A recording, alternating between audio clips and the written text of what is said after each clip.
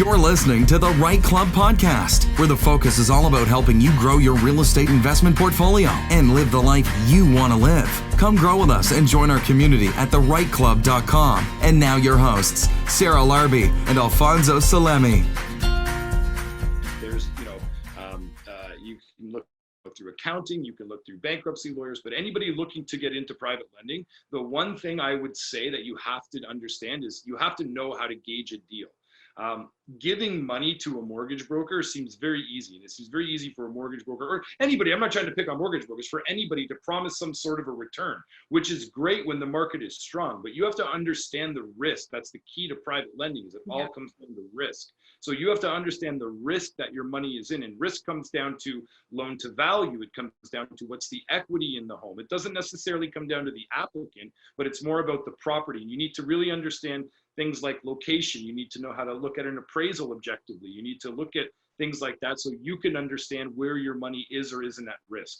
And during COVID, I mean, it's hard to say what's a riskier deal. I mean, I personally, I'm not putting anything out past like 70% right now, maybe 75 on something, higher risk. But yeah, we love private lending. It's just you have to know how to lend. There's a lot of people looking to lend your money, but you're really going in blind nowadays. There's a lot of stories of people lending. Money is easy to find too, but like you said, you've got to weigh the pros and cons. And if you're going to be the lender, also you've got to do your own due diligence for sure. So it sounds like really ultimately, really the core message is that we've got to, as an investor, reach out to you for you to help us scale, right? Whether it's commercial, but whether it's residential, and then to do it and structure it properly so that we don't hit that limit. 100%. And through somebody, when you're working, I mentioned before, we really do, I mean, it sounds cheesy, but we really do want to build a relationship with the investor, because I want the kind of investor that will call me and say, look, I've got a private deal here that I'm looking at. What do you think of the numbers here? And we would jump on the phone and we would talk to them. We would walk them through exactly what we see, because we price that every day. You mentioned borrowing the funds. That's not a problem. It's not, getting access to funds right now isn't a problem. There's a large need for private lending. There's a lot of deals out there that require it, where private lending makes a lot of sense. And honestly, I've never seen private lending this cheap.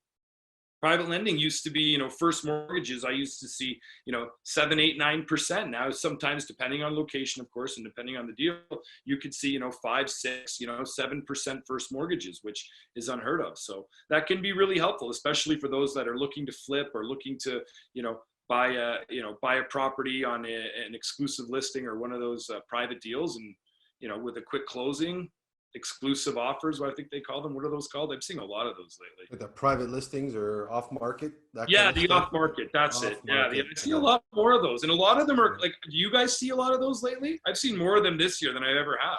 There has been a lot of wholesalers that really ramped up their activity and their team. I mean, there's, so Bliss Realty, the top wholesaling company, I mean, they're at 16 employees, I think, at this point in time. They do about 200 deals a year. Last year, I think it was 100, and like they've scaled up really, really fast. And there's a few other ones as well that are starting to come out. So that you're right. Yeah, we're seeing a lot more wholesale deals.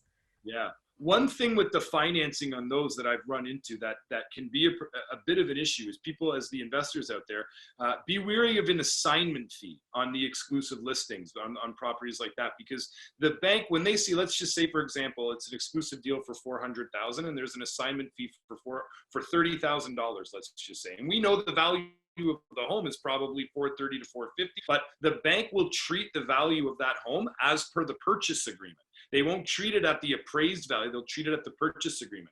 So be prepared to fund those costs of the assignment fee up front. That's not something the bank will look to finance. They'll just finance the purchase price. Yeah, and I'm, it's funny that you're saying that. I'm not sure if it must have been in a trade hall somewhere. I remember, I think it was your group giving a presentation talking about it, is that they're going to fund on the appraisal amount or the purchase price, the lower of the two, right? Depending on that. So, but you know what, we be crazy. We have a mortgage broker on the call to not talk about rates, and you already brought it up. I wasn't going to, but you brought up the rates on the private lending. But I want to kind of look at from a bigger scale of not, what are the rates? What can we get out there? but what drives for the common person out there that is just seeing that rate or that and then knowing, okay, I need to make it at 3% or 2% for me to do my deal. But what are the driving factors that is actually influencing interest rates and something that we can keep tabs on? I'm sure you don't want us calling you all the time about that, but what are some news trends or things like that that we can follow that would kind of give us a good indication of why the rates are doing what they are doing? Sure, good question. So I'll speak to sort of both. If you want to follow the variable rate is based on the Bank of Canada's prime rate, which today sits at 2.45%, okay? Now this is the Bank of Canada's rate, and our prime rate is, variable rates are getting prime minus 40 or prime minus 50 or prime minus 60. So 2.45 minus the discount. Now, this has nothing to do with fixed rates. This is just the Bank of Canada's set rate for prime rate, and the bank dictates the discount on that. Now, that can fluctuate. I mean, it doesn't fluctuate much, but it can fluctuate by 5 basis points, 10 basis points.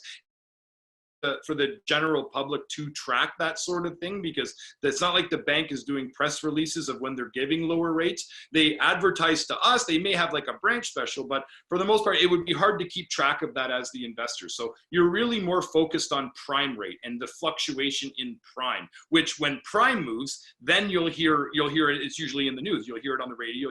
As an investor, you would read about it, but you can always follow the Bank of Canada's website and they'll give you prime rate. Now, when it comes to fixed rates aren't priced anything to do with prime rate.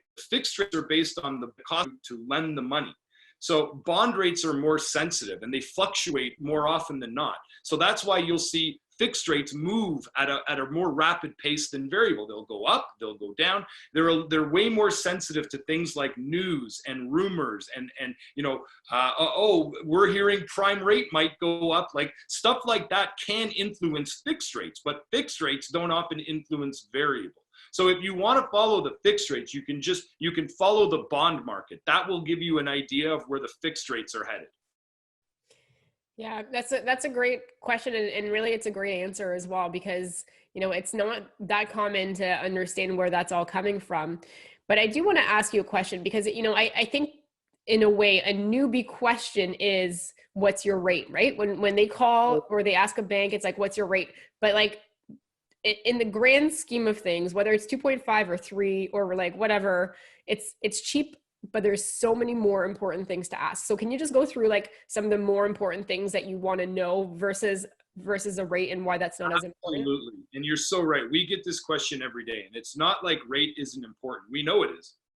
Rate affects cash flow, right? Rate affects a lot of different things. So we want a good interest rate. There's no doubt about that. But it's a piece of the puzzle for the investor. And what do I mean by that? For example, if let's just say CIBC says you can have 5 properties with us, and you can have as many as you want outside of us. And let's say RBC says, well, you can only have 5 properties max. So let's say we were to go to CIBC because CIBC had a little bit better rate, and we said, well, let's save the money and let's go with CIBC and we buy our 5 properties. Well, if RBC has a limit of 5 properties, we can't go back to RBC anymore. We're stuck. So that's an example of where interest rate, although it might show you lower numbers, it may limit your ability to buy in terms of scaling. That's one example. Another example is interest rate. Again, if you're putting less than 20% down, you're going to get a lower interest rate, believe it or not, than you would if you're doing 20% down. And that's just simply because, number one, it's insured and the cost of the bond is cheaper. So you'll get lower fixed rates at less than 20% down.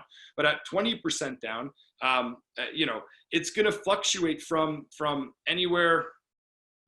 I mean, nowadays, you're 2% to, well, maybe even lower, 1.99 to 2.09 on a fixed rate. But regardless, the intention, that was my point, the intention of the property really matters. I mean, you don't want to get stuck in a fixed rate if your plan is to maybe BRRRR the property and you want to break the mortgage down the road. Maybe you want to get into something that's a little bit more penalty friendly. Maybe you want to take a home equity line of credit so that you don't have a penalty. So the intention of the property is certainly important when you're deciding on the interest rate. But I would say most importantly, like, it really is the scalability scalability of the property. When I'm talking to an investor and they say to me, Dan, I don't want to buy any more than 5 properties. I maybe only want to buy 2 or 3 properties. Well, I can put a little bit more of a focus on interest rate. I can shop it to an RBC. I can shop it to a CIBC, a TD. I can go because I don't necessarily have to worry so much about the scalability. I can certainly talk to them about, do you want a fixed or a variable? But the scalability of the portfolio isn't as important if they're only looking at 2, 3 properties.